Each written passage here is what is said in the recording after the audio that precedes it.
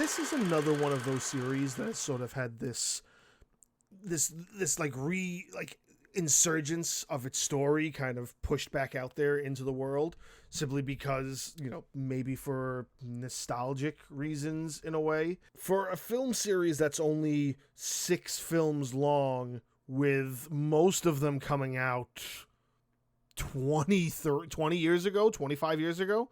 When did the first film come out? What was it, 96, I believe? Scream 1 was 1996. And Scream 1, okay, so let's just start this off right off the bat.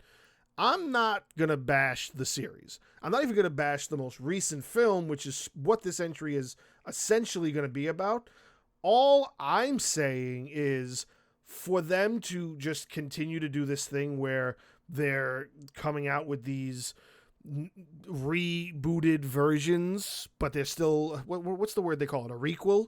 These requel of films that were really big and did tremendously well from years ago. For what? I don't understand what the purpose of it is for. The idea of Scream in and of itself is great.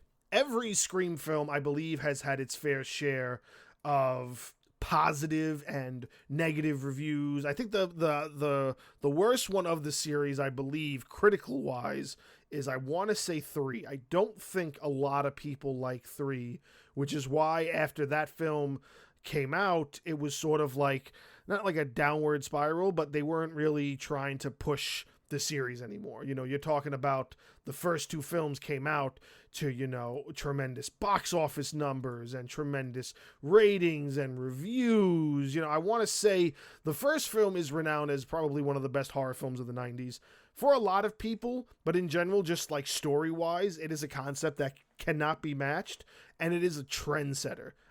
If that hasn't been said before, I'm going to say it now. If this doesn't have like ratings that are within the 80s or the 90% on anything, I'm going to be a little worried and a little concerned, simply because I feel like this needs to sort of be a more spoken about film for years to come. This has to be something that kind of people do idolize as being this archetype of a film. And I don't know if a lot of people really do give it that level of appreciation. And then you have Scream 2. And Scream 2 was so tremendous, it's like the only one in the series to be released in theaters twice. Like, it had an initial, I remember this very, very much. It had an initial run of, maybe what's a normal movie runs? 3 months? Then it went out. And then they were like, all right, we're going to do this again. And then it went back in theaters for like another month and a half. That's how big Scream 2 was. And it's just as good as the first one, continuing the story of Sidney Prescott and, the issues surrounding her, I guess you can say. She is sort of the center of attention in all of these films, which becomes precedent as you go through the films. And you see, okay, she is the archetype. She is your protagonist. She's your hero. She's your final girl throughout all of these films. You have a lot of other characters that pop up. You have Courtney Cox's character that pops up. David Arquette, I don't know why his name escaped me. David Arquette keeps popping up. And you have, all of these returning characters that are still playing their roles for the story. And then you have that first initial 3 films. They're released over like, I think, a 4 or 5 year period. And then after like 2000, the films just kind of, we don't see them for a while. And then in like 2010, you get Scream 4.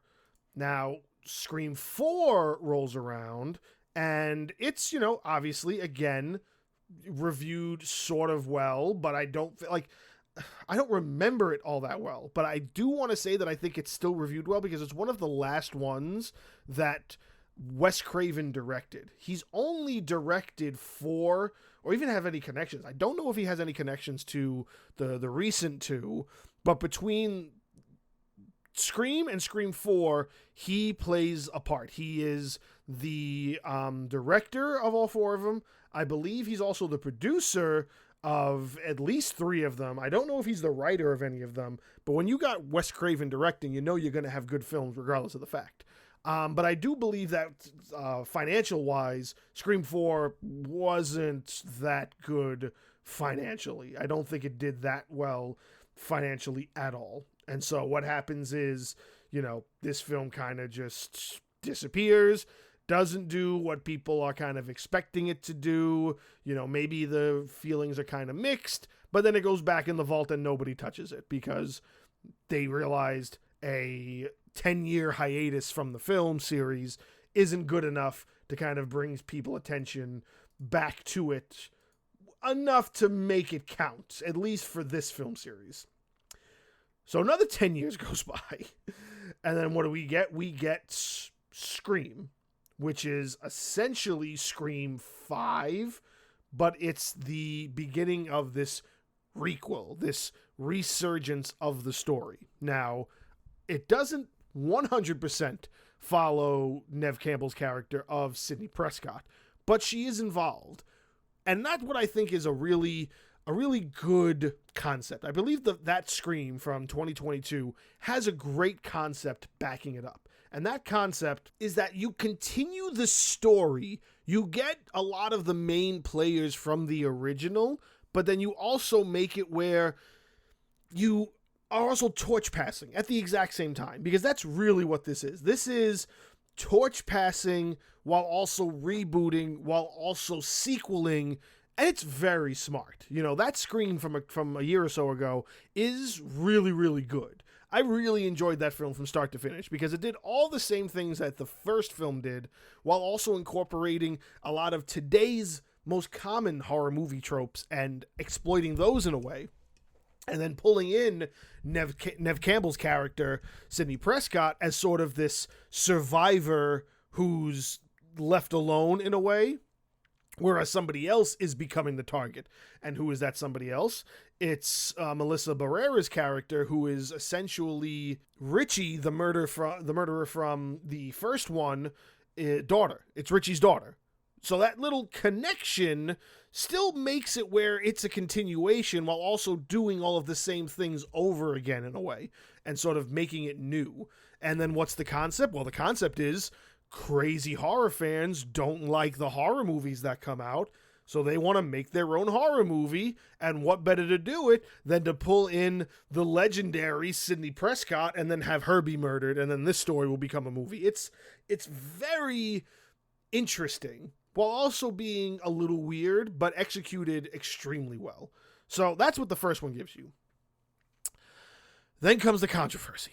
So, before filming for the 6th installment, the one we got this year, a lot of stuff happened between Neve Campbell and the production company, between Neve Campbell and Paramount Pictures, based on what she was looking for as far as coming back to the film and this sort of the issue she was having behind the scenes. She wouldn't come back if they didn't sort of meet her demands. And I don't mean to say that in a negative tone, because essentially what she was saying was, I don't feel you are valuing me at where I believe I should be valued for this series. And that's absolutely true. No one's watching these films without Neve Campbell. I believe the 6th installment did relatively well, but I think maybe critically, I think it's good as well.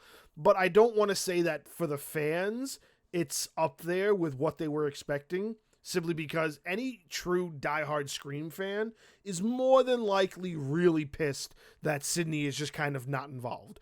And they don't even, the one thing you got to be happy about is she doesn't get killed off blindly. They don't just say, yeah, she got them. So there is an extension. There is a branch for Neve Campbell to walk across to get back into it and get involved in another one, which I believe there is another one, because I believe this is the same thing that what they did with Halloween. They did a Halloween requel, which was Halloween, Halloween Kills, and Halloween's Ends. So I believe there's another one coming out. Don't 100% quote me on that, because again, if there is going to be a Scream 7, I don't know if it's also down to its critical response, its financial success, but not having Neve Campbell for another one. If you're saying that 7's going to be the end of it and that's where they're going to leave the story, sort of how they did with Halloween, it's going to piss a lot of people off if Neve Campbell doesn't get her sort of air quotes demands met. And I'm not even saying, I'm really trying not to say that in a negative tone where she's being some sort of Hollywood princess.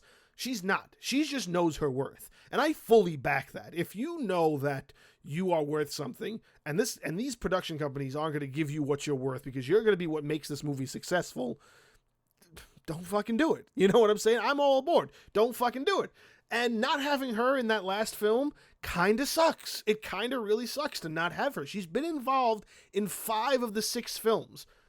You can't not have her for the last one. If you want to leave this one back there and go and say, oh, maybe we'll just, we'll retcon it, or we'll come up with a better excuse when we write the script for the 7th film. Maybe, but you got to get her back. And you have to end this story on a really good note, because truthfully speaking, when it comes to 6, I'm not that satisfied with it. I'm not 100% on board with what that ending was sort of like, because again, we're talking about films that need that twist to sort of matter. And to me, that idea that it's the police detective and these are his 2 kids and they were able to sort of hide that, it's, to me, I don't want to say it's lazy, but it's poor writing. It's not what I was expecting. And now the film starts off tremendous and it progresses really, really well. But then it gets to that ending and the ending gets sour. It's almost like they wrote this amazing story and they were botching the ending and they couldn't figure out what they were going to do. What can we do? Who are we going to have be the main killer, or blah, blah, blah, blah. And then they botch it. That's my personal opinion. I think the ending to 6 is a botch, and I don't think it's up to par, simply because I don't feel the story they were trying to build throughout that movie that led up to that sort of twist at the end. I don't think it was meant to be there in a way. I feel like there was something else, and because of them losing Neve Campbell, they had to sort of make it make sense. Or maybe it was one way, and I don't know. If that was really the ending that it's supposed to be, I'm disappointed. I'm somebody who is going on record saying I'm disappointed with the ending of Scream 6. Now, again, will they continue this? Is the whole Neve Campbell thing going to kind of leave this series dead in the water? Does it get enough backlash because of not having Neve Campbell, or being known that you're a production company that's not going to pay somebody what they're worth, because they are the main character of the story. They are going to be worth every penny. So if you don't pay her what she's worth for that very last film that you might end off the series with, my personal opinion, you're going to regret it.